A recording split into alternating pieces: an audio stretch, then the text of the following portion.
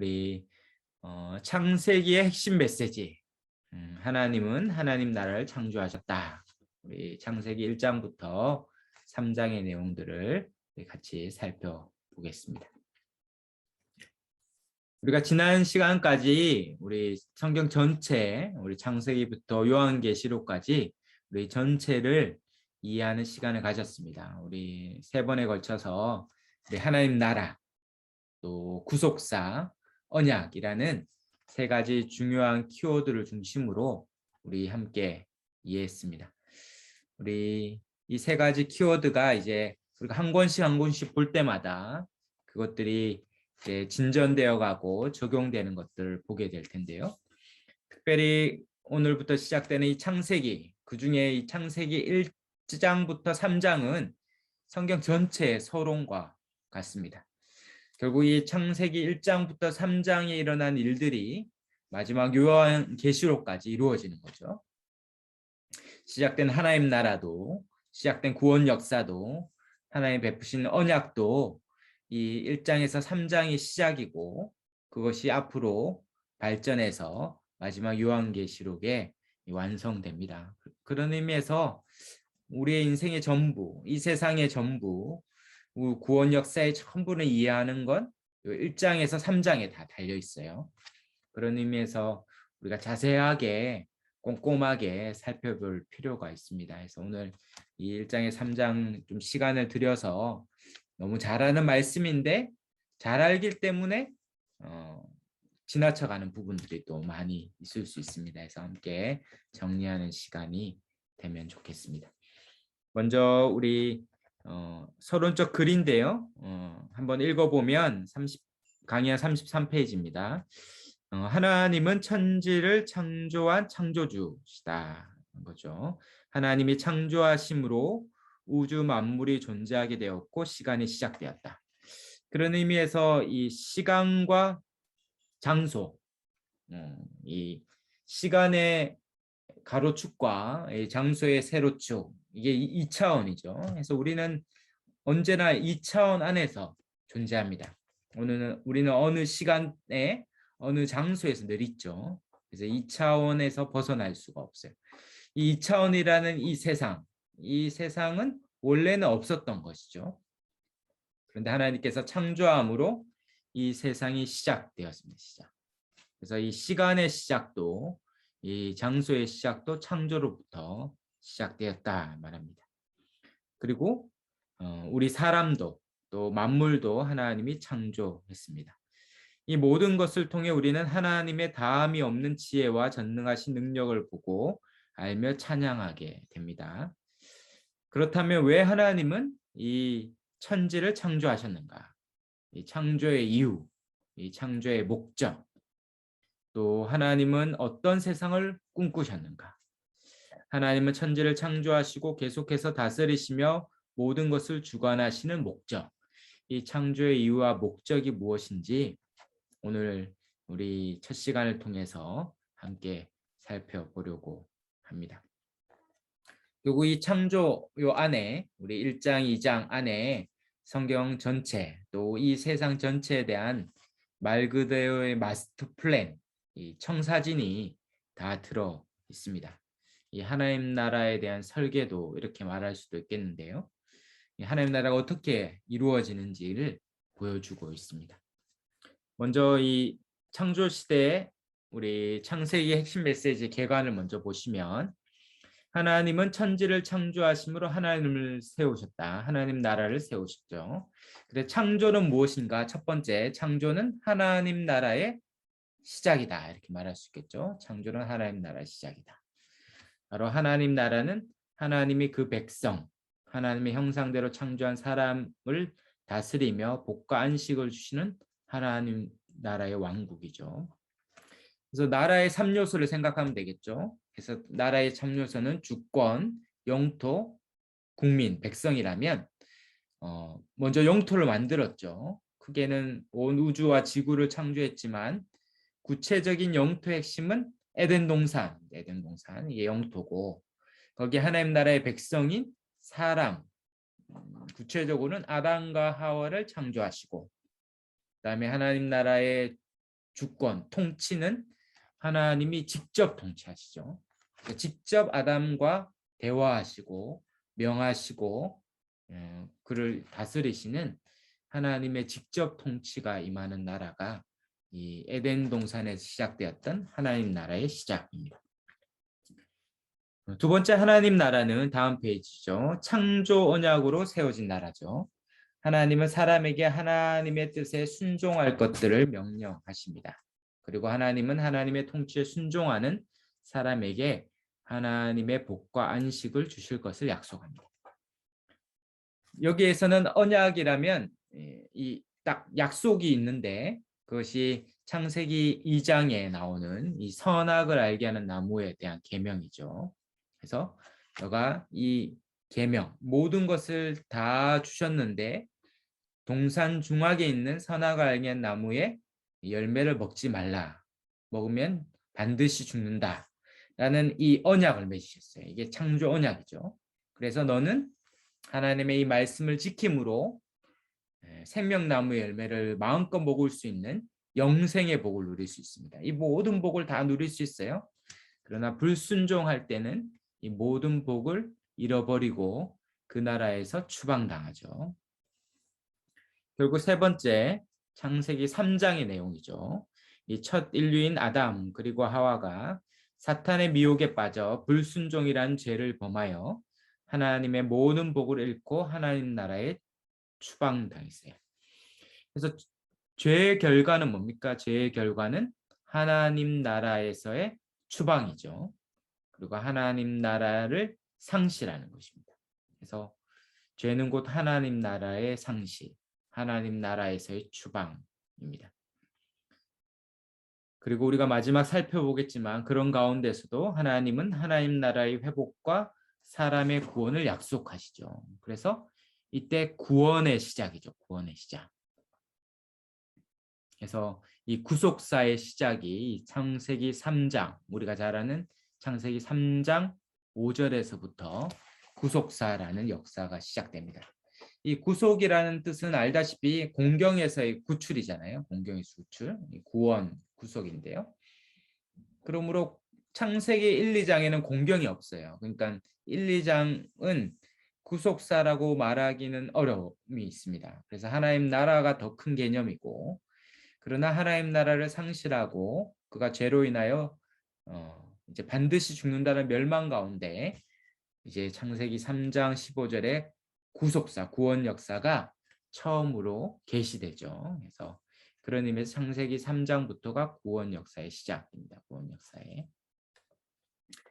우리가 계속해서 앞부분에 이 표가 있는데 표를 늘 기억하시면서 따라오시면 좋겠습니다. 그래서 우리가 전체 구속사의 표에서 지금 하나님 나라의 창조 부분, 그래서 창조 시대를 다루고 이제 창세기 3장부터 해서 창세기 11장까지가 아담 시대, 또 그 안에 노아 시대도 포함되는데요. 이 아담 시대를 또 시작하는 것을 다룹니다. 우리 이제 첫 번째 우리 본문을 보면서 할 텐데요. 하나님은 하나님 나라를 창조하셨다. 1번에 보시면 전능하신 하나님은 태초에 천지를 창조하셨다. 갈로 1번에 하나님은 태초에 천지 곧 하늘과 땅 사이의 모든 만물을 창조하셨다. 나옵니다. 우리 이제 성경을 보시고 성경이 우리의 첫 번째 강의안이 됩니다. 성경을 보면서 혹시 펜이나 연필이 있으면 준비해 주시고 색색이 펜이 있으면 뭐 빨간색이나 뭐 파란색이나 녹색이나 여러 색깔이 있으면 또 표시하기가 좋은데요. 있으신 분들은 한번 준비해 주셔서 같이 보겠습니다. 우리 1절이죠. 태초에 하나님이 천지를 창조하시니라. 이 김훈이란 소설가가 이렇게 이 소설을 쓸 때 모든 소설가나 글 쓰는 분이 그렇지만 첫 문장이 제일 중요하고 소설을 쓸 때 가장 마지막에 쓰는 게 이제 첫 문장을 태고한다 그러더라고요. 그래서 그렇다면 성경은 얼마나 중요하겠습니까? 이 첫 문장이 성경 전체의 프레임을 결정하는 것이죠. 그래서 1장 1절이 바로 태초에 하나님이 천지를 창조하시니라. 바로 창조주 하나님에 대한 신앙 고백으로부터 시작됩니다. 그것이 우리 모든 신앙 고백의 시작이죠. 그래서 여러분이 예배 때마다 고백하는 사도신경이죠. 성경 전체를 요약한 사도들의 신앙 고백을 보시면 12가지로 요약된 것이 사도신경입니다. 그래서 사도신경은 성경에 정확하게 똑같이 나오는 표현은 없지만 그러나 성경 전체의 내용을 다 담고 있기 때문에 모든 기독교, 개신교를 포함해서 천주교까지 포함해서 모든 기독교가 동일하게 고백하는 신앙 고백이 이 사도신경입니다. 거기에 첫 번째 신앙 고백 뭘까요? 우리 한번 해볼까요? 네, 해보겠습니다. 시작. 전능하사 천지를 만드신 하나님 아버지를 내가 믿사오며. 예, 영어로 보면 또 원래는 라틴어로 기록됐는데요. I believe. 나는 믿습니다. 나는 믿습니다. 이렇게 고백되어 있어요. 나는 믿습니다. 뭘 믿습니까? 전능하신 천지를 창조하신 하나님 아버지를 나는 믿습니다. 나는 전능하셔서 천지를 창조하신 하나님 아버지를 믿습니다. 이 고백이에요. 그러니까 이 고백으로부터 기독교 신앙이 시작됩니다. 그리고 성경도 그렇게 시작되죠. 그래서 창조주 하나님에 대한 고백으로부터 시작돼요. 그 하나님이 태초, 이 태초는 시간의 개념이죠. 그러니까 시간 자체도 창조했어요. 그러니까 시간이 없었죠. 이 세상에 시간의 시작, 그리고 마지막 종말은 시간의 끝이고 이제 영원으로 들어가는데요. 그러니까 이 시간도 하나님이 창조하셨어요. 그리고 천지를 창조했죠. 이 하늘, 천, 땅지. 우리가 한자도 압니다. 그래서 하늘과 땅, 그리고 이제 2절 이후부터는 하늘과 땅 사이에 들어가는 만물, 그러니까 천지 만물을 창조하셨다라는 게 1장의 내용이죠. 하나님이 시간과 또 이 공간, 천지, 우리가 하늘과 땅 이 사이의 공간에 살죠. 이 공간과 이 공간을 채우는 만물, 하나님은 시간과 천지 만물을 창조하셨다라고 고백합니다. 그것을 어떻게 창조하셨습니까? 아무것도 없는 데서 무에서 유를 창조했죠. 그래서 우리가 창조 고백의 첫 번째는 무에서의 유의 창조예요. 우리가 오늘 창조에 대해서 5가지로 정리할 텐데 무에서부터 유로의 창조예요. 이것은 세상에 없죠. 세상은 뭐 창조 경제 이런 표현도 쓰고 아주 뭐 아이폰을 창조했다는 말이지만 실상 그들은 창조한 게 아니라 다 조립했습니다. 이 땅에 있는 것들을 다 이렇게 잘 창의적으로 조립한 거죠. 창조, 이 무에서부터의 창조는 오직 하나님만이 하세요. 그런 의미에서 이 세상의 과학, 진화론도 이 문제를 풀 수 없죠. 우리가 물에서부터 우주가 대폭발 46억 년 전에, 뭐 어떤 학자는 200억 년 전에 이렇게 말하기도 하는데 계속 바뀌어요. 계속 시대마다 발견되는 게 바뀌기 때문에. 그래서 대폭발이 일어나면서 이 세상이 시작되었죠. 물질이 시작되는데 이 대폭발 자체의 원인은 설명하지 않습니다. 그러나 성경을 정확하게 얘기하죠. 이 세상의 시작. 그것은 하나님이 무에서부터 유를 창조하신 것이다. 이것이 첫 번째죠. 두 번째는 뭡니까? 2절이죠. 땅이 혼돈하고 공허하며 흑암이 깊음 위에 있고 하나님의 영은 수면 위에 운행하시니라.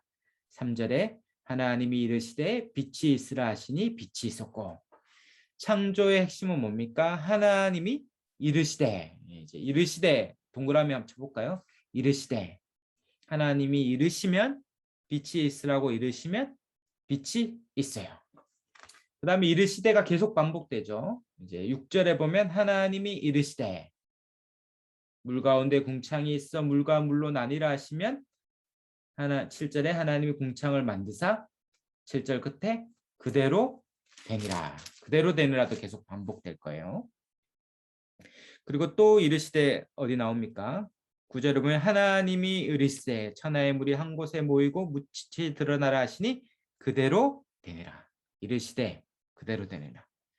또 어디에 나옵니까? 11절에도 나오죠. 하나님이 이르시되 땅의 풀과 심에는 책소 그대로 되어. 14절에도 하나님이 이르시되 이루게 하리라. 15절에 그대로 되니라. 20절에도 하나님이 이르시되, 창세기 1장 20절이죠. 네, 성경을 펴서 따라오시면 하나님이 이르시되 그럼 어떻게 됩니까? 예, 그대로 되죠. 그다음에 24절에도 하나님이 이르시되 24절 끝에 그대로 되니라. 26절에도 하나님이 이르시되 또 29절에도 하나님이 이르시되. 결국 두 번째 창조는 뭡니까? 말씀으로 창조한 거죠. 말씀으로. 그래서 하나님은 이 세상을 어떻게 창조했습니까? 말씀으로 창조하셨어요.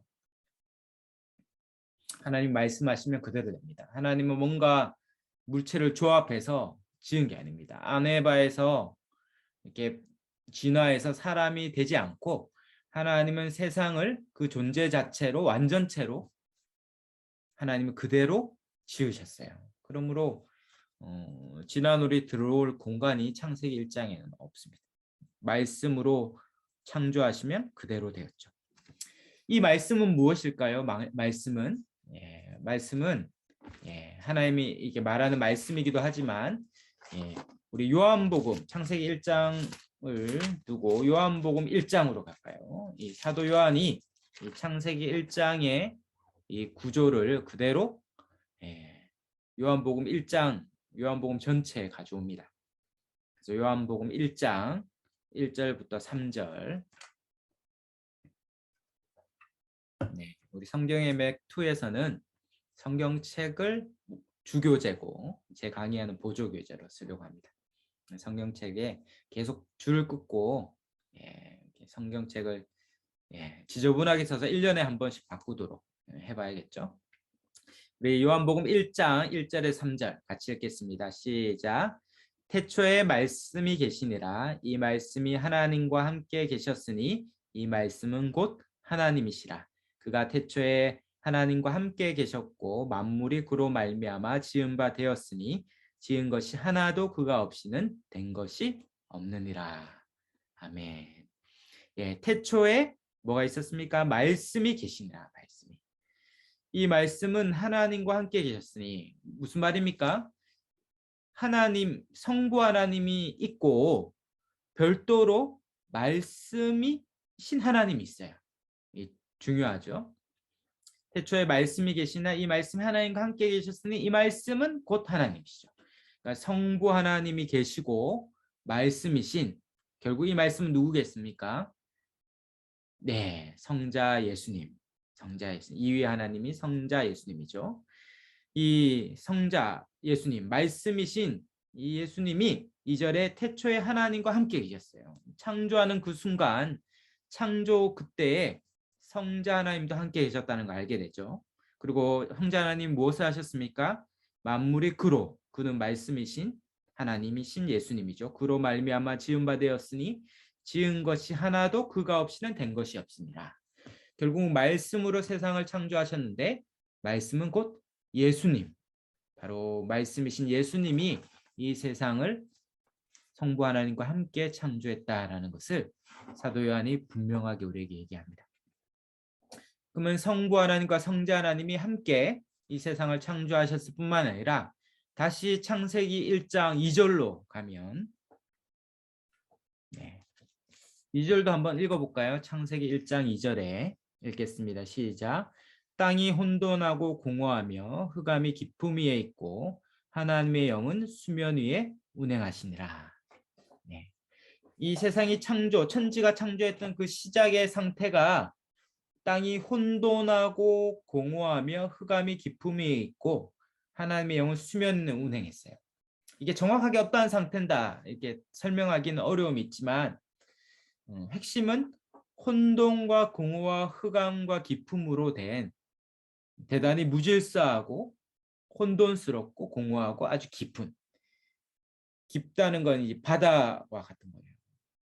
저도 이제 수영을 제법 하는데 그래도 이 바다 한가운데 딱 뛰어내리면 바닥에 발이 안 닿죠. 근데 아무리 해도 발이 안 닿죠. 수면이 얼마나 깊습니까? 수미터에서 수십, 수백 미터까지 내려가죠.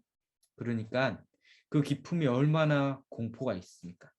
그러니까 그 깊이, 그 혼돈, 그 가운데 누가 계시다고 합니까? 그 수면 위에 하나님의 영인 바로 삼위 하나님인 성령이 그 창조에 함께 하시다라고 말하고 있어요. 그러므로 성부 하나님과 말씀이신 성자 하나님뿐만 아니라 성령 하나님도 이 창조에 함께 하십니다. 그러므로 창조는 이 삼위 하나님이 하시는 일이라는 것을 성경이 말해주고 있습니다.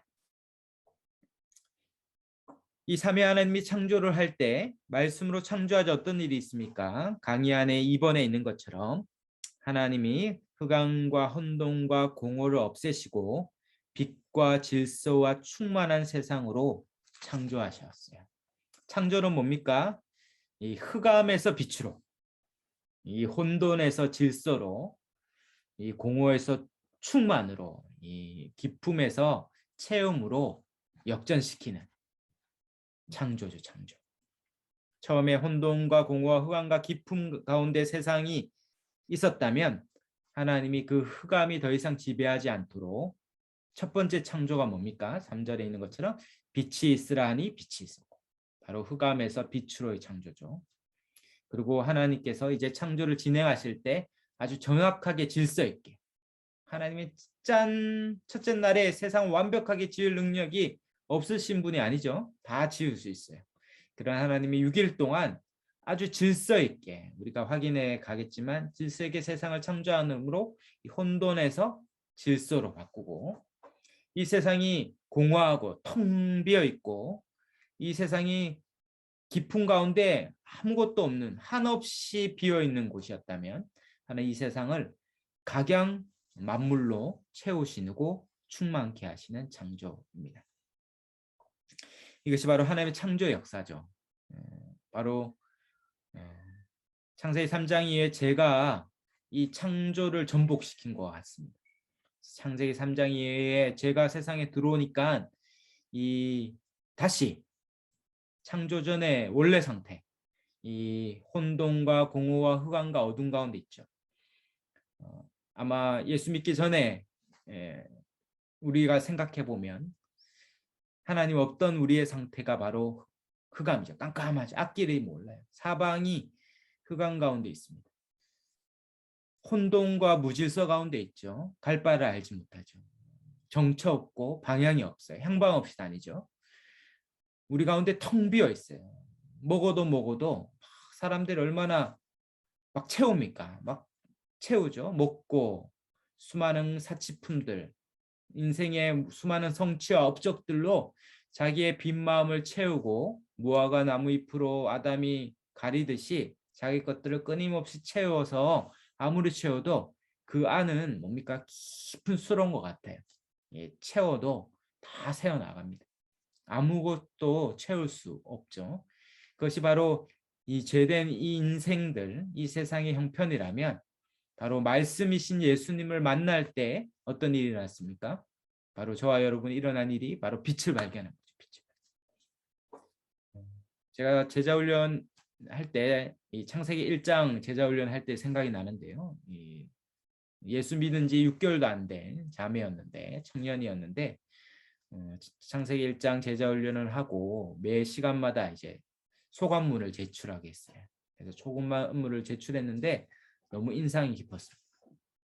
창세기 1장을 배우고 자기가 그 말씀이신 주님을 만난 자기 상태가 그 깊은 깜깜한 어둠 가운데 있던 동굴에서 빛이 나는 동굴 밖으로 이렇게 걸어 나와서 환한 세상을 본 것처럼 그렇게 주님을 만났다, 이런 고백을 하는 것을 아직도 기억이 납니다.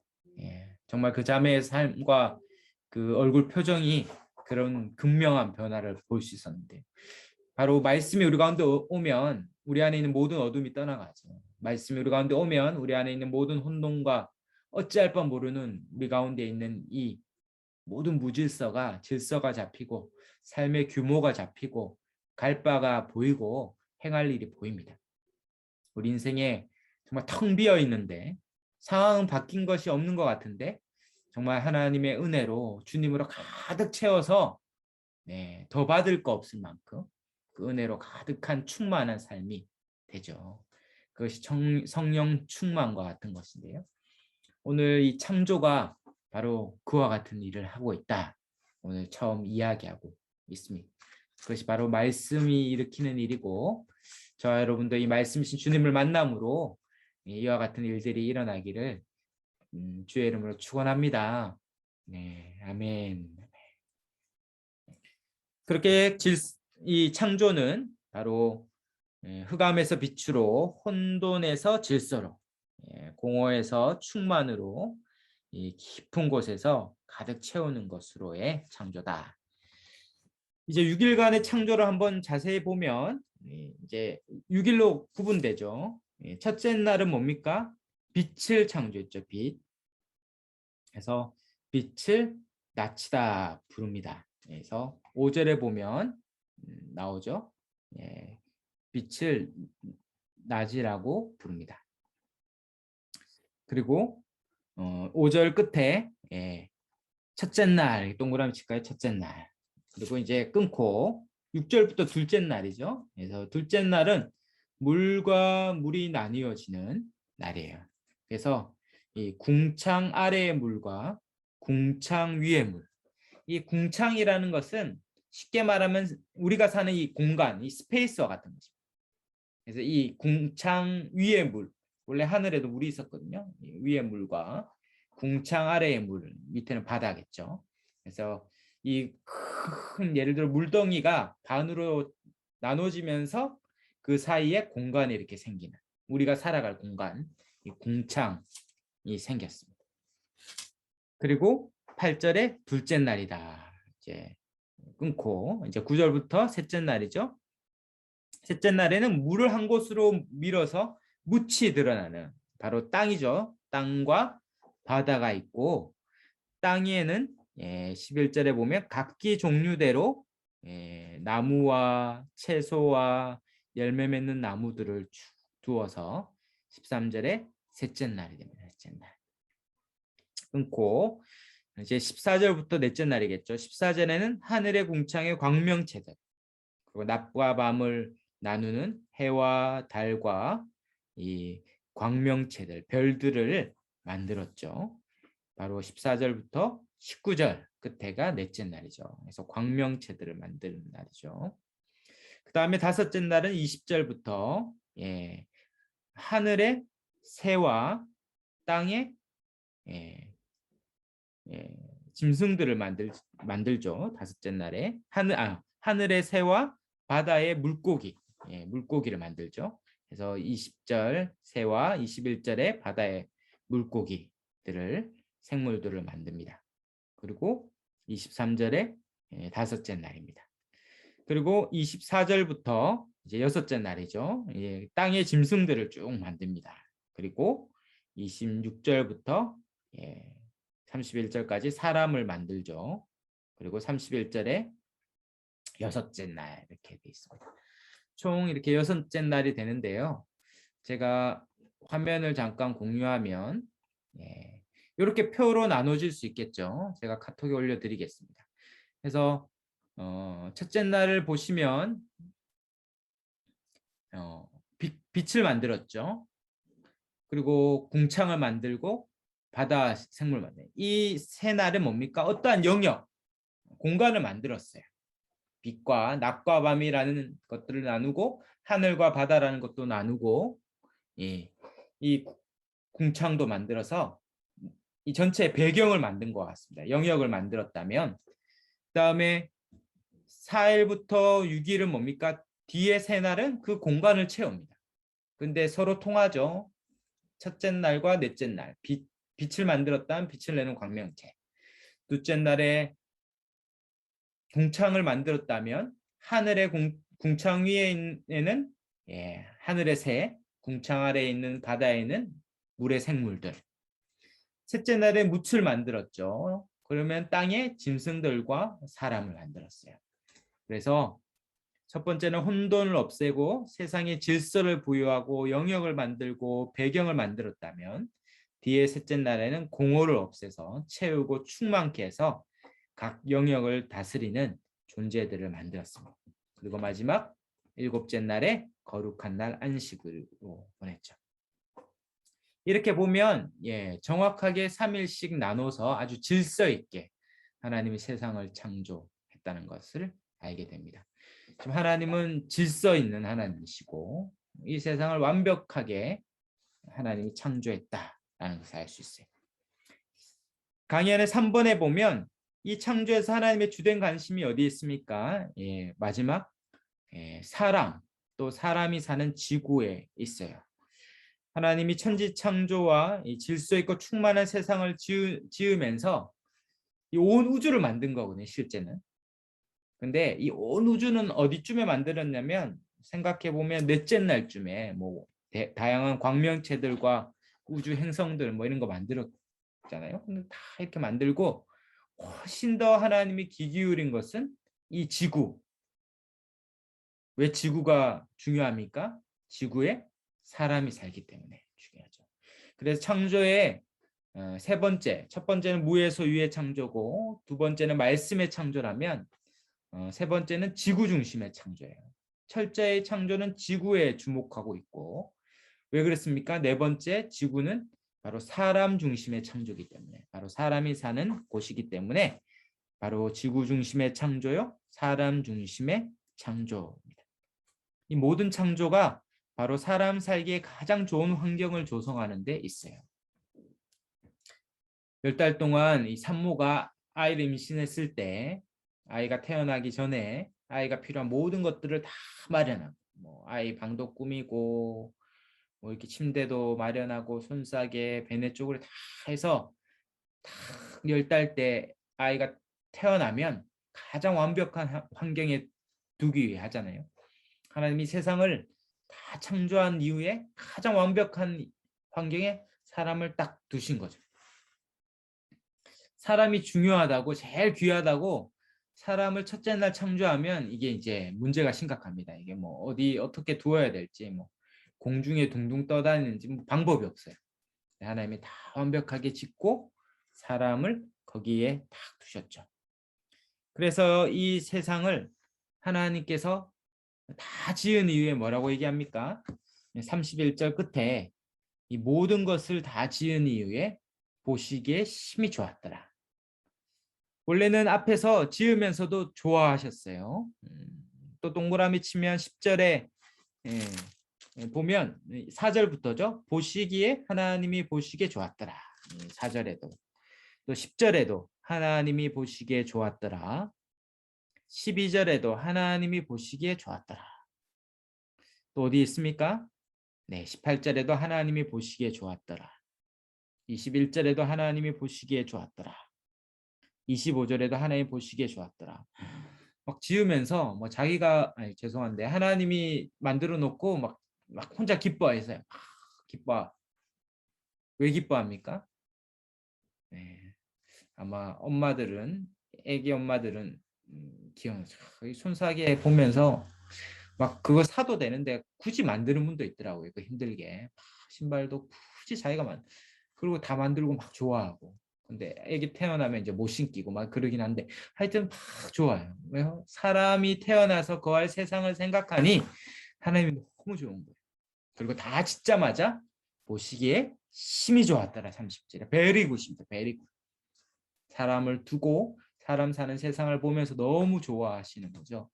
그것은 그냥 뭐 어떠한 심미적인, 보시기에 아름다운 심미적인 아름다움이 아니라 사람 살기에 가장 좋은 환경이다.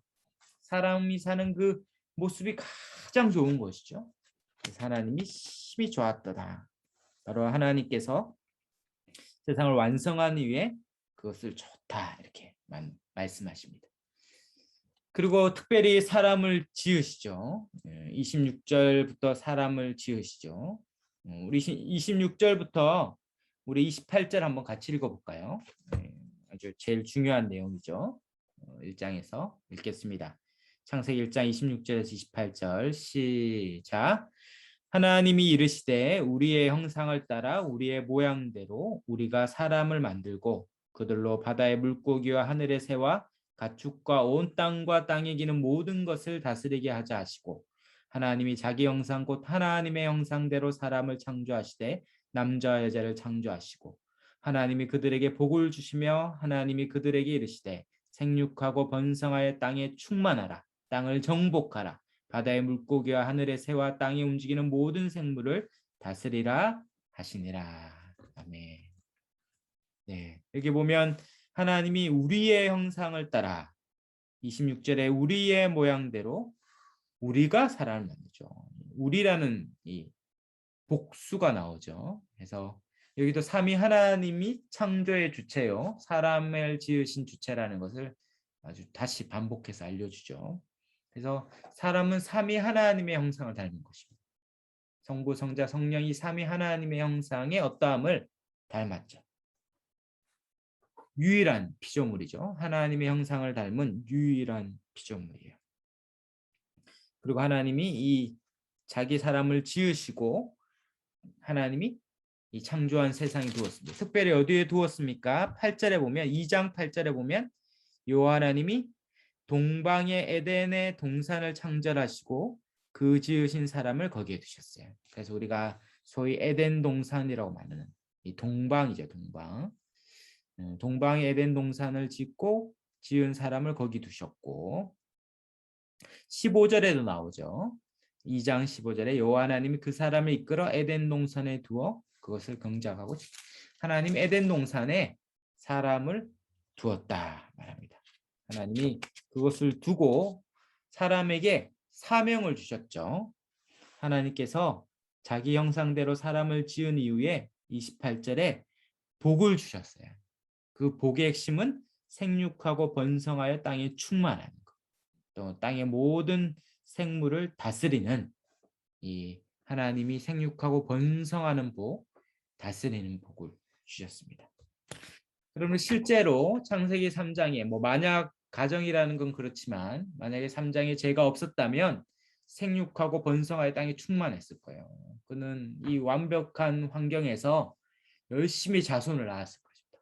그래서 막 해서 정한 때까지 정한 숫자까지 낳아 바로 에덴 동산이 계속 확장됐겠죠. 계속 확장돼서 전 지구적으로 에덴 동산이 확장되어서 결국 하나님 나라가 완성되었을 거예요.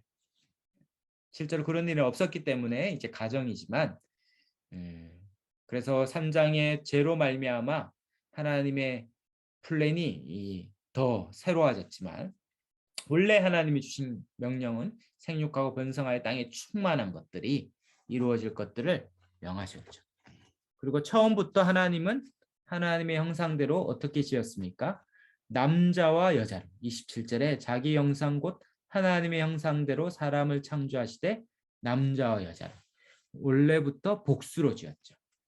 실제로 이건 순차적이라는 건 우리가 창세기 2장 가서 남자를 먼저 짓고 남자의 갈빗대로 여자를 지었다는 걸 알게 되지만 창세기 1장에 원래 주려는 이 남자 여자를 함께 언급함으로 하나님이 원래부터 복수로 세상을 지으셨다라는 겁니다. 왜 그랬습니까? 이게 하나님의 존재로부터 나오죠. 하나님도 어떤 분이십니까? 한 분 하나님이 삼위로 계시죠. 그래서 우리가 삼위일체라고 하는데 삼위 하나님이 한 하나님으로 계세요. 세상에 없는 우리의 이성으로 이해할 수 없는 일이죠.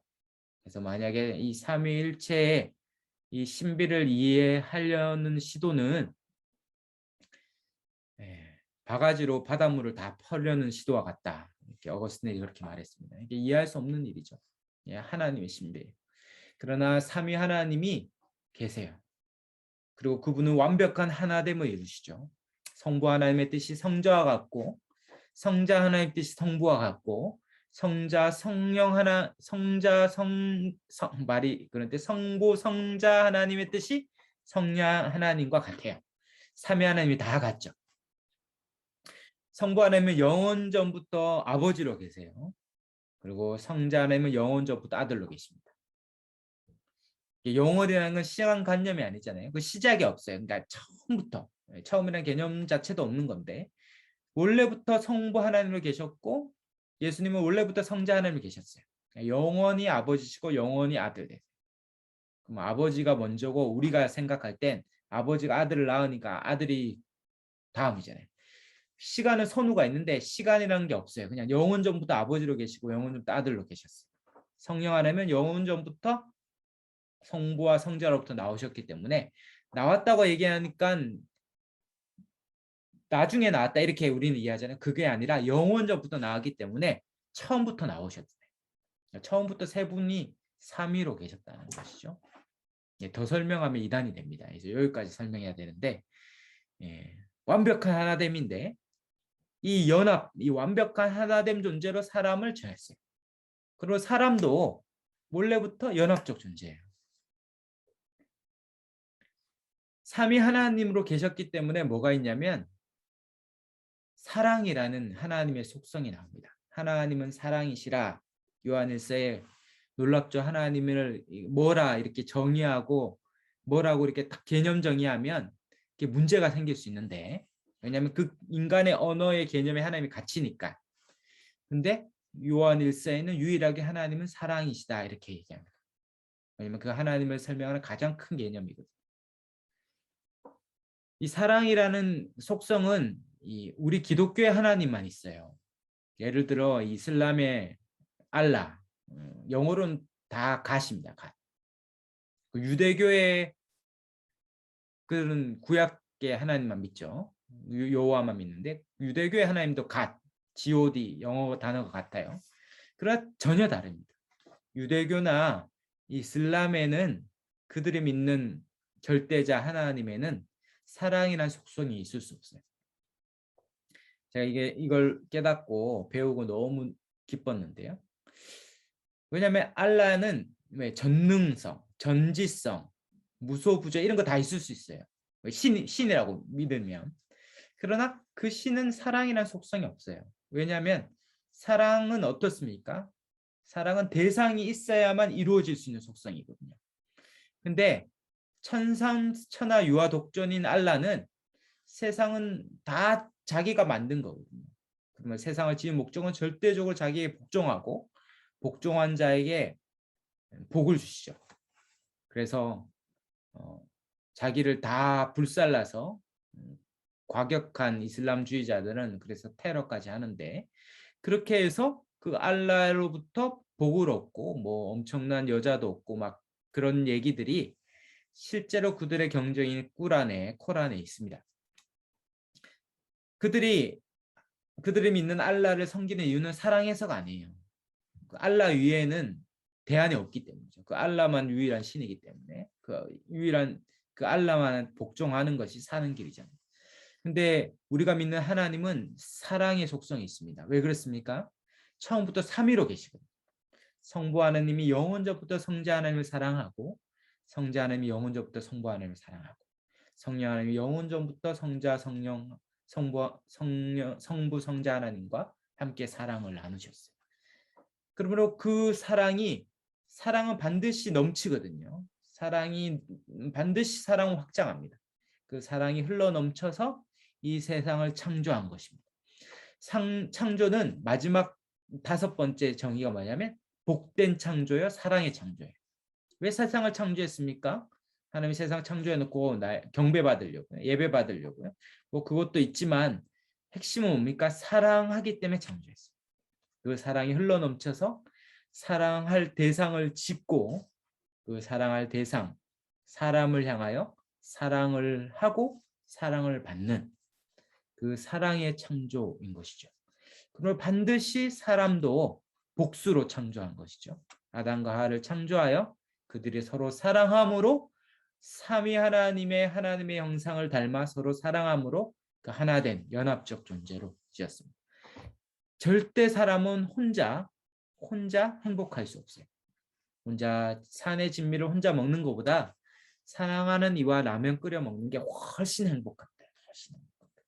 꼭 로맨틱 드라마를 보지 않아도 꼭 로맨틱 드라마 보면 대기업 회장이 이렇게 사랑하는데 막 이렇게 좀 가난한 또 가난하더라고요. 가난한 그 여성을 사랑하면서 라면 끓여 먹으면서 막 행복해 하더라고요. 자기는 산의 진미 먹으면서 막 불행했었는데, 예, 원래 그런 거예요. 사랑하지 않고는 사람은 살 수 없어요. 그래서 하물며 그 캐스터웨이라는 탐 행크스가 나오는 그 영화에 보면 그 DHL 이 비행기가 추락하면서 그 택배죠. 그러면서 무인도에 이 톰 행크스가 살면서 거기에는 아무도 없으니까 그 못 견디는 거죠. 그 외로움과 고독을 못 견디니까 이 배구공을 얼굴을 그려가지고 인격을 부여해서 윌슨이라고 막 부르면서 그 배구공과 막 사랑을 나눠요. 막 서로 인사하고 밥 먹을 때도 의자 안 치고 뭐 모자도 만들어주고 그 영화 보시면 캐스터웨이 보면 그 아주 결정적인 장면에서 그 폭우 가운데 폭풍우 가운데 윌슨이 떠내려 가거든요. 막 그걸 찾으려고 그 사투를 벌이는 그 톰 행커스가 정말 가슴이 아픕니다. 막 배구공이 떠내려가는데 막 가슴 아픈 적은 없었는데 그 영화를 보시면 공감이 될 거예요. 왜요? 배구공이라도 인격을 부여해서 사랑의 관계를 맺지 않고는 못 견디는 거죠. 바로 그렇게 하나님이 하나님의 형상을 닮은 그런 연합적 존재로 사람을 지었다라고 말합니다. 그렇게 하나님의 형상으로 지음받아서 하나님이 맡기신 세상을 통치하고 다스리는 하나님이 주시는 그 일들을 맡겨주셨죠. 네, 우리 창세기 1, 2장이 중요합니다. 예. 죄가 들어오기 전 상태가 뭔지를 알아야 우리가 다시 어디로 돌아가야 될지를 알거든요. 예, 이 세상이 원래는 이렇지 않았다는 것. 원래는 하나님이 주시려는 복이 있었다는 것. 원래 하나님이 지은 세상이 얼마나 영화롭고 아름답고 복됐는가. 우리가 이 창세기 1, 2장을 늘 기억해야 하나님이 원래 주시려는 복이 무엇인지 알 수 있고, 더불어서 요한계시록 21장, 22장에 죄가 다 끝장난 이후에 심판단 이후에 완성될 그 나라도 어떤지를 알아야 돼요. 근데 창세기 21장, 22장만 읽으면 이해가 잘 안 됩니다. 대단히 상징이 많고 은유가 많기 때문에. 근데 어떻게 이해할 수 있냐면 창세기 1, 2장하고 연결시키면 이해가 돼요. 창세기 1, 2장에 나오는 이 모든 비유들, 그리고 성경 이후에 나온 성경 전체 내용에 나오는 이 다양한 상징들을 가져와서 그 사도 요한이 그 마지막 완성될 새하늘과 새 땅의 그림을 그려놓고 있기 때문에, 그러므로 결론적으로 다시 창세기 1, 2장을 잘 알아야만 완성될 그 나라에 대한 내용을 더 잘 이해할 수 있습니다. 그래서 제가 천천히 일부러 나가는데요. 원래 하나님이 창조로 했던 것들의 회복이자 완성이기 때문에 한번 같이 정리해 가면 좋겠습니다. 창조를 여러 가지 정리할 수 있지만 크게 5가지로 정리했었죠. 바로 창조는 태초에 하나님이 천지를 창조했다는 무에서 유의 창조고, 하나님이 이 세상을 말씀으로 지었다. 하나님이 이르시면 그대로 됩니다. 그대로. 우리가 말씀을 매일같이 보는 이유, 새벽마다 말씀을 봐야 될 이유, 그 말씀이 오면 창조의 역사가 있거든요. 우리 인생의 창조의 역사가 이 말씀으로부터 옵니다. 그래서 이 말씀으로 창조하는 거죠. 그리고 하나님은 이 세상을 지었지만 이 지구가 중요하다는 거. 이 지구를, 그래서 지구를 하나님이 집중해서 지었기 때문에 여기에서 뭐 생태 신학 이런 것도 있습니다.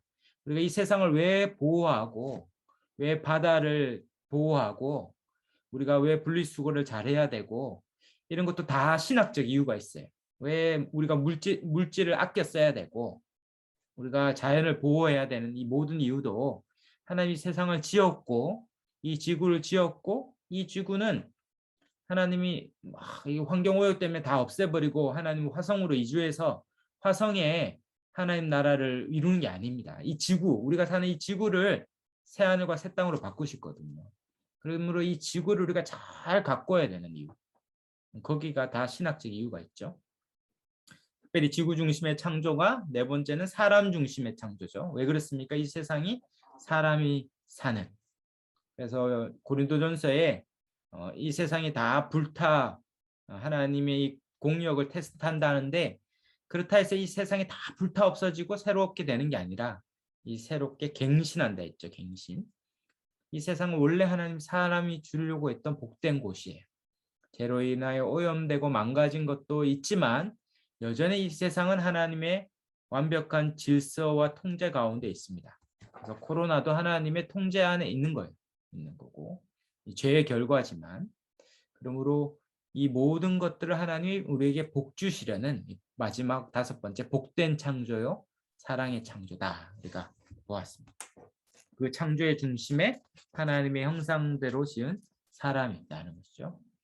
하나님의 형상이라는 것은 기본적으로는 하나님의 어떠함을 닮았다. 이마고 데이, 이미지 오브 갓인데요. 하나님의 어떠함을 닮았어요. 그의 선하심, 의로우심, 사랑, 이런 어떠한 속성을 닮았다. 이렇게 보통 첫 번째는 이해합니다. 그러나 요즘 더 많이 하나님의 형상에 대한 의미는 하나님의 대리 통치자라는 의미가 있어요. 형상이라는 것이죠. 당시 고대에 형상이라는 것은 어떠한 형상을 세웠어요. 대제국을 다스리는 황제가 자기 땅 끝이 워낙 멀기 때문에 거기도 제국의 통치권에 미치는데 자꾸 잊으니까 분봉왕을 세우죠. 분봉왕을 세우지만 진짜 황제의 통치자는 황제예요. 그리고 분봉왕을 세우고 거기에 뭡니까? 그 황제의 형상을 새기죠. 그리고 돈이 프린트되기 시작할 때는 돈에도 황제 세우죠. 예수님 당시에 로마 아우구스티누스 아우구스토를 새기는 이유도 내가 통치자다. 이 형상을 세우는 거예요. 그게 통치자를 보여주는데, 온 세상을 지으신 창조주가 하나님이시면 이 세상을 우리에게 맡겼죠. 28절에 1장 28절 나오더니 다스리는, 통치하는, 정복하는 것을 우리에게 맡겼어요. 왜요? 우리가 하나님의 형상으로 지음받은 하나님을 대리하여 통치하는 대리 통치자가 됩니다. 유일하죠. 피조물 중에 유일하게 하나님을 대신하여 세상을 다스리는 자가 사람입니다. 바로 영광스러운 지위와 사명을 얻었어요. 그리고 28절에 이런 형상으로 세상을 다스리는 것뿐만 아니라 29절부터 보면 특이하게도 먹을거리를 주셨다 이렇게 나오죠. 29절에 보면 하나님이 이르시되 내가 온 지면에 씨 맺는 모든 채소와 씨 가진 열매 맺는 모든 나무를 너에게 주노니 너희의 먹을거리가 돼요. 하나님이 먹을거리를 주세요. 사람뿐만 아니라 30절에는 짐승들까지 줍니다. 모든 짐승과 하늘의 모든 새와 생명이 있어 땅에 기는 모든 것에도 내가 모든 푸른 풀을 먹을거리로 줘요. 그러니까 모든 땅의 짐승이 먹고도 남을 만한 풍성함을 주세요. 이 세상이 얼마나 풍성하냐면 앞서 창조해 보면 11절부터 보면 이제 셋째 날에 식물을 창조하시죠. 거기 보면 11절에 창세기 1장 11절에 땅은 풀과 씨 맺는 채소와 각기 종류대로, 동그라미 한번 쳐볼까요? 각기 종류대로 씨 가진 열매 맺는 나무, 먹을 거리죠. 12절에도 땅에 푸른 풀과 각기 종류대로 씨 맺는 채소와 각기 종류대로 씨 가진 열매. 그리고 21절에 보면 짐승들도 움직이는 모든 생물을 그 종류대로, 바다죠. 날개 있는 모든 새도 그 종류대로.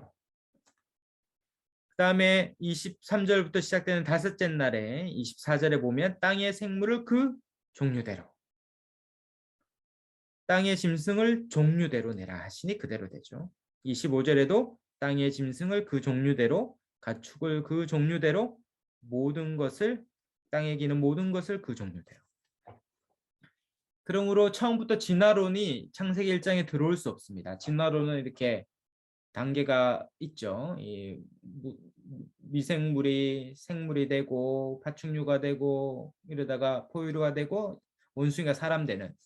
그러나 하나님의 창조는 모든 생물을 그대로 그대로 종류대로 다 지었다 이렇게 얘기합니다. 실제로 진화론은 론이잖아요. 이론, 주장인데 이 종에서 종에로의 변이를 아직도 설명해내지 못해요. 가설이잖아요. 다 가설.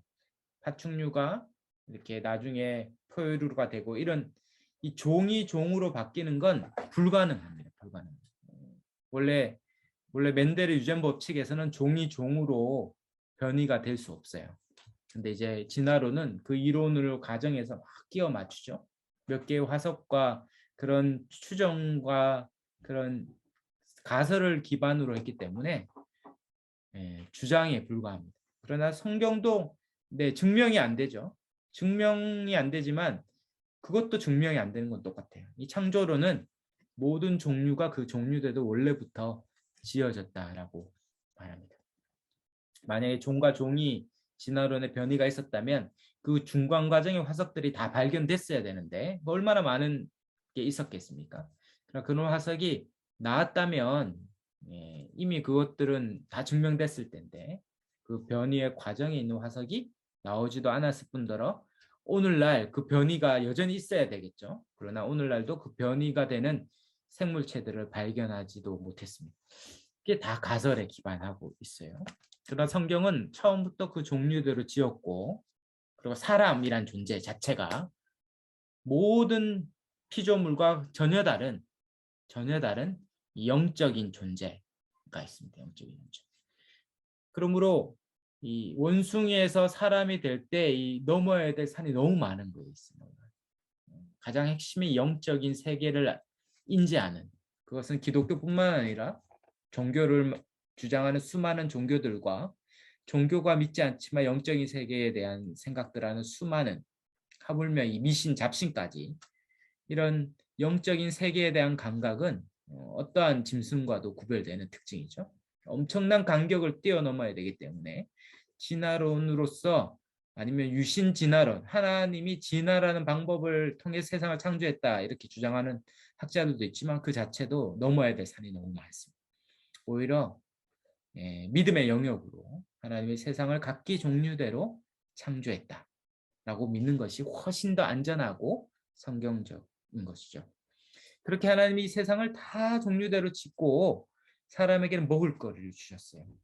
그래서 마음껏 먹어도 마음껏.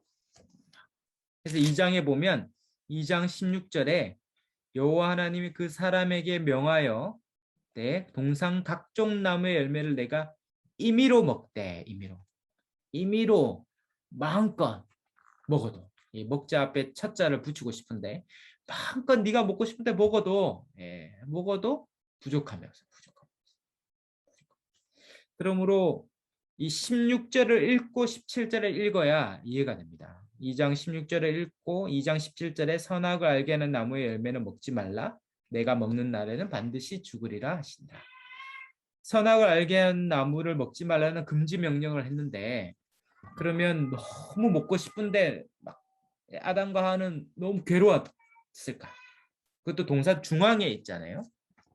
동산 중앙에 2장 9절에 보면 여호와 하나님이 그 땅에서 보기에 아름답고 먹기에 좋은 나무를 하게 하시니 특별히 동산 가운데에는 생명나무와 선악을 알게 나무도 있어요. 동산 중앙이니까 모든 곳에다 가장 잘 보이는 곳에 선악을 알게 한 나무가 있는데 이게 너무 먹고 싶었을까? 그럴 수 없다는 거예요.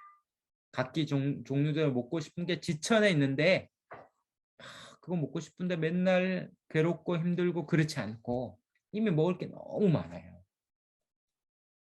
그리고 뷔페에 가면 이게 처음에 딱 접시를 들면 이게 야채가 있잖아요. 샐러드, 이게 풀무원인데 다 풀만 있다가 점점 이제 음식이 있고 뒤에 가면 이제 즉석 요리들 있죠. 그래서 조금씩 담겠다고 이렇게 담다 보면은 조금씩 담는데 이게 배가 고프니까 막 담죠. 이렇게 가득 담아서 원래 맛있는 건 끝에 있는데 못 담아요. 너무 많아서 이제 해서 먹고 와야지 하면 이제 먹고 오면 이제 없고 막 이런데 그래서 이렇게 담다 보면 다 먹고 나면 뷔페의 음식이 하나도 먹고 싶은 생각이 안 들죠. 배가 부르면. 다 임의로 마음껏 먹을 수 있다면 그것을 먹기 위해 싸울 필요도 없어요. 저희 집에 아들 셋이 있는데 이렇게 과자를 잘 안 주는데 한 번씩 이렇게 과자 파티를 합니다. 그럼 과자를 이렇게 수북히 쌓아 놓으면 예전에 과자 잘 안 주니까 하나 가지고 막 전쟁 같은 일이 일어나는데 근데 과자 파티할 때 과자가 이렇게 쌓여 있으면 엄청 우아하고 엄청 젠틀하게 먹습니다. 막 서로 먹여주기도 합니다. 이게 거의 에덴 동산이 회복되는 건데 임의로 먹게 되면 더 먹을 생각할 필요가 없어요. 쌓을 필요도 없어요. 선악을 알게 한 나무의 열매를 먹고 싶었다고 생각하면 에덴 동산을 아직 이해하지 못하는 것입니다. 그걸 볼 때마다 어떻습니까? 먹고 싶다는 생각이 아니라 이 모든 걸 주신 하나님 앞에 더 감사하게. 하나님 주셨지. 깜빡깜빡 잊을 수 있잖아요. 잘 보이는데 선악을 알게 나무를 보면서 먹지 말라는 그 명령을 보면서 하나님 이걸 다 주셨지. 얼마나 하나님이 자비롭고 얼마나 하나님이 감사한가. 그것은 기억에 있습니다. 기억. 창조주를 기억하라고 주신 거지. 그것이 우리에게 전혀 시험거리가 아니다. 어려운 게 아닙니다. 전혀 무거운 계명이 아니다. 이렇게 이해해야 하는 것이죠. 그렇게 하나님이 이 세상을 가장 완벽하게 창조하셨습니다. 그래서 강의 안에 보시면 35페이지의 4번에 바로 이것이 하나님 나라, 말 그대로 천국이죠. 천국. 이 창조자이신 자 통치자이신 하나님이 이 가장 아름다운 세상을 질서 있게 조화롭게 창조하시고 이 세상을 우리에게 주셨어요. 그리고 우리가 그것을 다스리도록 하셨습니다. 그러므로 갈로 이번에 하나님의 창조와 통치의 목적은 바로 하나님 나라죠. 이 세상을 지은 목적은 그 나라를 창조하여 그 창조자 하나님을 기억하고 하나님 대신 이 세상을 다스림으로 그 하나님을 예배하고 기뻐하고 즐거워하며 그 하나님과 사랑의 교제를 나누는 것입니다. 창조의 마지막은 뭡니까? 안식이잖아요. 안식. 바로 이 모든 복을 주시고 창세기 1장 28절에 그에게 복을 주셨다. 복. 그 복된 창조의 복된. 복을 주시고 그 복을 누리도록 하셨습니다. 그리고 큰 5번에 하나님은 하나님 나라를 창조하여 그 모든 복과 안식을 누리게 하셨죠.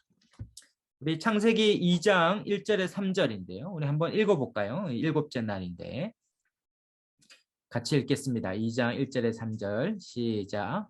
천지와 만물이 다 이루어지니라. 하나님이 그가 하시던 일을 일곱째 날에 그가 하시던 모든 일을 그치고 일곱째 날에 안식하시니라. 하나님이 그 일곱째 날을 복되게 하사 거룩하게 하셨으니 이는 하나님이 그 창조하시며 만드시던 모든 일을 마치시고 그날에 안식하셨습니다. 네, 천지와 만물, 하늘과 땅과 그 안에 속한 모든 만물을 다 지었어요. 보시기에 심히 좋았더라. 거기에 뭐 하나 더할 필요가 없을 만큼 완벽한 조화와 충만을 이루었습니다. 그리고 일곱째 날에 마치시고 모든 일을 그치고 안식하셨죠. 하나님 너무 피곤하셨던 거죠. 6일 동안 너무 수고가 많으셨어요. 좀 쉬셔야 됩니다. 이렇게 이해하면 안 된다라는 걸 이야기하는 겁니다. 하나님은 말씀으로 창조하셨고 그는 피곤함이 없어요. 피곤하면 하나님이 아니시죠. 그러면 안식도 뭡니까? 6일 동안 창조도 사람을 위한 것이라면 일곱째 날 안식도 누구를 위한 것입니까? 사람을 위한 안식이죠.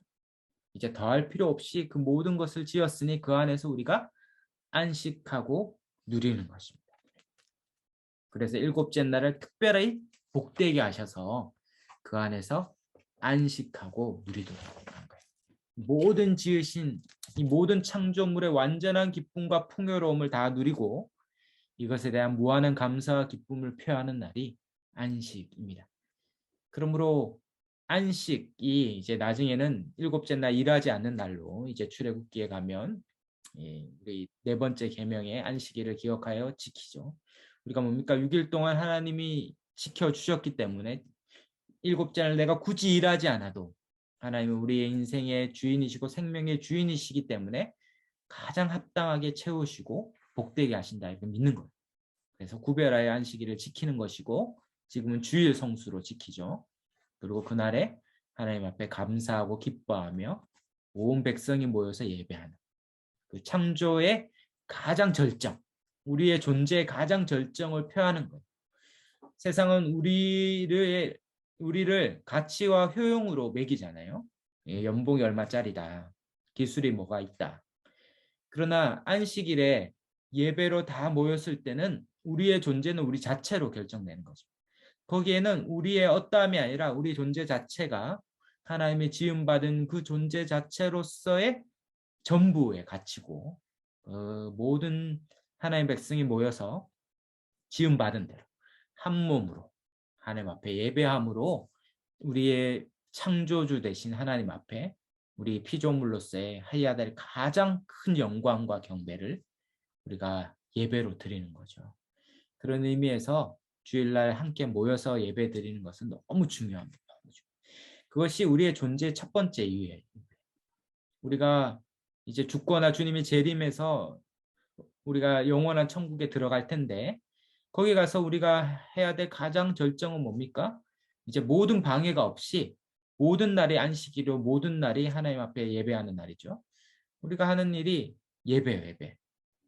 이 땅에서 했던 주일날 드렸던 그 예배가 그대로 이어지는 유일한 일이죠. 유일한 일. 그러므로 우리가 주일날 함께 모여 예배 드리는 것은 우리의 창조된 우리 목적을 성취하는 가장 핵심적인 일이다. 영혼까지 이어지는 일이다. 라고 볼 수 있습니다. 그렇게 6번에 하나님 나라의 사람은 완전하고 충만한 복과 안식을 누리며 하나님 나라의 복과 안식이 얼마나 놀라운지를 누려요. 그 누리는 것들이 특별히 2장에 더 자세하게 나와 있습니다. 특별히 2장은 이 창조가 더 이렇게 크게 설명을 다 했다면 이제 줌인해가지고 더 우리에게 말하고 싶은 것들을 2장에 세밀히 얘기해요. 그런 의미에서 창조의 또 부록과 같은데요. 4절에 보면 이것이 천지가 창조될 때의 하늘과 땅의 내력이니 여호와 하나님이 땅과 하늘을 만드시던 날에 이제 첫째 날이 지났죠. 땅과 하늘을 만들었어요. 그러니까 넷째 날까지 온 거죠. 땅과 하늘 묻이 드러났으니까 묻이 드러나고 있었어요. 그런데 뭡니까? 땅에 비를 내리지 않으므로 땅에 갈 사람이 없으므로 초목이 아직 없었어요. 그러니까 셋째 날이죠. 셋째 날에 땅이 묻이 드러났는데 아직 식물이 자라지 않은 이 셋째 날 어느 쯤이에요. 땅은 황무하죠. 아직 땅이 공허하고 깊은 가운데 있는 것처럼 아직 없어요. 근데 왜 없다고 얘기합니까? 5절에 땅을 갈 사람이 없으므로 여기가 핵심이죠. 왜 이 세상에 아직 땅이 황량하냐면 사람이 없으므로. 그래서 채소가 나지 않죠. 그 안개만이 땅에서 올라와 온지념을 자셨다. 6절에 나옵니다. 그래서 7절에 드디어 여호와 하나님이 땅의 흙으로 사람을 지으시고 생기를 그 코에 불어넣으시니 사람이 생명이 된지라. 아주 세밀하게 하나님이 뭔가 도예가처럼 사람을 이렇게 짓죠. 조각가처럼. 흙으로 사람을 짓고 생기를 넣자 사람이 생명, 리빙 소울, 살아있는 존재가 됩니다. 그리고 8절에 동방의 에덴을 창설하시고 지으신 사람을 두었죠. 9절에 그 가운데 선악을 알겠나무와 생명나무를 두었어요. 그리고 10절부터 14절에 강이 흐르죠. 이게 이 강이라는 것은 생명의 근원인 것 같습니다. 모든 문명은 다 4대 강에서 시작되고 서울도 부산도 이 강의 중심으로 도시가 형성되고 문화가 형성되죠. 그리고 마지막 요한계시록 21장, 22장에 가면 이 강이 그 새 예루살렘에 흐르는 것을 보여줍니다. 그리고 강은 어떻습니까? 4개의 근원이나 있고 강에는 뭐가 있습니까? 11절에 비손에는 금이 있고 12절에 금은 순금이고 베델리엄 진주와 같은 건데요. 호마노 13절 14절에 보면 금들이 또 수많은 보석들이 막 있어요. 이것이 장차 세덴에 가면 수만 가지 녹보석, 황보석, 옥보석들이 확 있는 실제로 천국에서 금이나 보석이 뭐 중요하겠습니까? 뭐 지천이 다 금이고 보석이고. 그러니까 이 땅에 가장 가치 있는 걸로 이 천국을 묘사하려는 거예요. 5살짜리 꼬마에게는 천국이 어떤 곳입니까? 초콜릿이 강같이 흐르며 수많은 뽀로로와 수많은 것들이 과자 인형들이 막 있고 뭐 이렇게 설명해야 되지. 그 5살짜리에게는 뭐 녹보석, 홍보석 관심도 없습니다. 그러니까 우리가 이해하기에 가장 아름답고 휘황찬란한 천국을 묘사하는 방식이죠. 그것이 처음 에덴 동산이 그와 같고 새 에덴이 그와 같고 또 그와 같은 게 뭐가 있습니까? 요즘 우리가 보고 있는 출애굽기에 성전과 성막, 성막과 지성소와 그와 같죠. 왜 다 황금으로 다 합니까? 특별히 지성소는 다 황금으로 도배돼 있죠. 거기에 있는 법궤와 시은자, 이 속죄소도 다 황금이고, 그리고 대제사장이 입은 다 옷에는 다 보석들이 있는 이유는 다 바로 그곳이 하나님의 임재하는 천국과 같은 하나님 나라와 같은 곳이다라는 거죠. 그러므로 이 에덴 동산이 바로 성소의 원형과 같은 거예요. 실상 이 성소의 축소판이 성소자 지성소, 성막과 같은 것이죠. 그리고 이 에덴 동산은 우주적 성전이고 마지막 이것이 요한계시록 21장 22장에 이르러서 이것이 완성되는 그림으로 보여주는 것입니다. 그것이 바로 하나님이 거하시는 곳이 그와 같다는 것이죠. 하나님이 함께 하시는 곳이 그렇게 아름다운 하나님 나라가 됩니다. 그곳에서 에덴 동산에서 뭐 합니까? 사람이 그곳에서 15절에 보면 에덴 동산에 두어서 그것을 경작하고 지키게 하죠. 그래서 노동을 합니다. 그래서 노동은 죄가 아니라 원래부터 하나님이 주신 거예요. 노동은 복이죠. 복. 일하지 않고 먹고 사는 뭐 조기 은퇴하고 이러지만 실상 아무 일 없이 먹고 살라고 하면 못 견딥니다. 사람이. 할 일이 있어야 되거든요. 할 일이. 그래서 이 경작하고 지키는 일, 이 노동에 복을 주세요.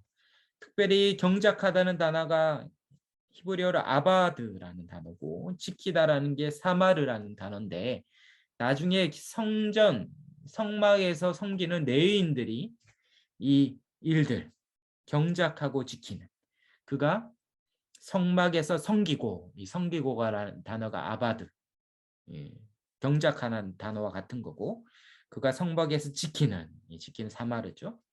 결국 최초의 성소의 이 레인이 이 아담과 하와 같은 이들이죠. 그가 하나님의 거하시는 처소를 경작하고 지키고 섬기는 일들을 했고 그것이 구별된 레인과 장차 바로 대제사장, 왕 같은 제사인 저와 여러분이 이 온 우주로 확장된 휘장을 뚫고 온 우주로 확장된 이 하나님의 성전이자 성소인 이 땅에서 우리가 하나님의 일들을 감당하는 것이죠. 그러므로 저와 여러분이 다 이 일들을 계승하여 이 땅에 하나님 나라가 이루어지는 일들을 계승하여 하고 있는 것입니다. 그래서 이 땅이 하나님의 복을 다 누리도록 하나님의 형상으로서 생육하고 번성하여 땅이 충만하도록 그들을 구원해내고 사망에서 그들을 생명으로 구원해냈고 무질서와 혼돈 가운데 있는 그들을 말씀을 전함으로 이 창조의 말씀을 전할 때 그들이 흑암에서 빛으로 나올 것이고 그들이 혼돈에서 질서와 그들이 공허와 허무에서 채움과 충만으로 나오는 일들이 있습니다. 바로 우리가 이 일들 하나님이 하셨던 이 일들을 지금 우리가 대행해서 이 땅 가운데 하고 있는 것입니다. 그렇게 갈로이번에 사람은 하나님의 형상대로 창조되어 하나님의 사명을 받아 이 일들을 감당하죠. 특별히 2장에 보면 아담이 하는 일이 특별한 일이 뭐냐면 짐승들에게 이름을 짓는 일이죠. 하나님이 아담에게 이름을 지으라고 19절에 합니다. 하나님이 흙으로 각종 지으시고 아담에게 이름을 짓도록 그에게 데려가시죠. 그리고 아담이 각 생물의 부르는 것이 곧 이름이 되었어요. 20절에 아담이 모든 가축과 공중의 새와 들의 모든 짐승에게 이름을 지으셨어요. 얼마나 많겠습니까? 수십만 종에 이르는 동물들과 새와 이거 다 이름을 짓죠. 제가 이렇게 첫째 아들을 태어나고 둘째, 셋째가 쌍둥이 태어났는데 동시에 아들 이름 2개 짓는다고 너무 힘들더라고요. 이름 놀림도 안 당해야 되고 이름도 멋져야 되고 그래서 이름 2개 짓는다고 2개 짓는데 아주 수개월 동안 아주 힘들었어요. 근데 아담은 2개가 아니라 뭐 수십만 종의 이름을 짓는데 하나도 힘들지 않아요. 근데 이름이 정말 이름 너무 잘 지어요. 파리 그러면 진짜 파리같이 생겼잖아요. 파리. 사마귀 다 사마귀가 생겼어요. 뱀처럼 생겼어요. 지렁이 정말 지렁이처럼 이름처럼 움직이지 않습니까? 네, 저만 그런가 싶은데 하여튼 이름을 기가 막히게 짓죠. 네, 그 창조의 능력으로 창조력을 가지고 이름을 다 지었어요. 그런데 그 이름 짓는 사이에 뭐가 있냐면 18절에 보면 내가 그를 위하여 돕는 배필을 지으리라 하시고 그 사이에 이름을 짓고 20절에 아담이 돕는 배필이 없으므로 이렇게 있어요. 그래서 이 보네퍼나 이 어거스틴이나 이 배필을 짓는데 왜 중간에 이 피조물들의 이름을 짓는가? 피조물 중에 돕는 배필이 없다는 것들을 일단 보게 하셨다. 이렇게 이야기도 하고 또 하나는 하나님 주신 이 무한한 사명을 감당하기 위해 생육하고 번성하여 땅이 충만하고 다스리는 사명을 감당하기 위해 돕는 배필이 필요함을 알도록 하셨다. 이렇게 이야기를 합니다. 그래서 사명을 감당하고 온 피조물에도 자기의 돕는 배필이 없음을 알고 하나님께서 아담을 잠들게 하고 하나님이 최초의 마취과 의사죠. 잠들게 하시고 갈빗배를 다 되게 인격적이죠. 뭐 안 아프게 살아있을 때도 이게 갈빗배 꺼낼 수 있는데 좀 이상하잖아요. 이게 잠들게 하시고 갈빗배를 꺼내서 살로 채우시고 여자를 만들어서 22절에 아담에게 다 이끌어 오세요. 이게 결혼식 때 신부 부모가 신랑에게 다 넘겨주듯이 다 주니까 아담이 보면서 내 뼈 중에 뼈요 살 중에 살이라. 이 표현이 시거든요. 시. 좀 시처럼 안 느껴지긴 한데 뭐 말 그대로 내 안에 너 있다. 뭐 이런 표현입니다. 내 안에 너 있다. 내 밖에 있는 내다. 내 밖에 있는 나와 같다. 내 뼈고 내 살이다니까 내 밖에 있는 나다. 이렇게 고백하는 거예요. 그래서 그들이 부모를 떠나 한 몸이 되었죠. 그래서 그들이 하나가 되어 부끄러워하지 않았습니다. 한 몸이 되었어요. 돕는 배필을 주심으로 한 몸이 되었는데 이것은 많은 경우 이제 부부로 적용하지만 그러나 실상 이건 부부로만 한정짓기에는 너무 위대한 말씀입니다.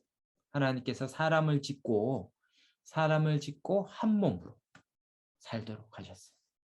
부부가 그렇죠. 30년 넘게 따로 살던 사람이 정말 얼마 안 있어서 막 눈 맞아가지고 둘이 죽고 못 산다. 언제는 뭐 잘 살아놓고 이제는 죽고 못 산다고 그렇게 하다가 이제 결혼하고 부부가 돼요.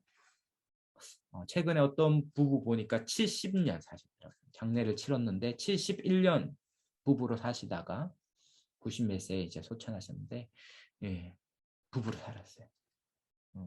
혼자 살던 부와 3배 이상 부부로 살았죠. 한 몸이 되죠. 근데 그 단순히 부부뿐만 아니라 이것은 이제 교회를 이야기합니다. 하나님 나라의 공동체를 얘기하는데요. 다 자기를 위하여 욕심껏 살다가 예수를 믿고 그리스도 안에 들어와서 그리스도 안에서 한 몸이 되죠.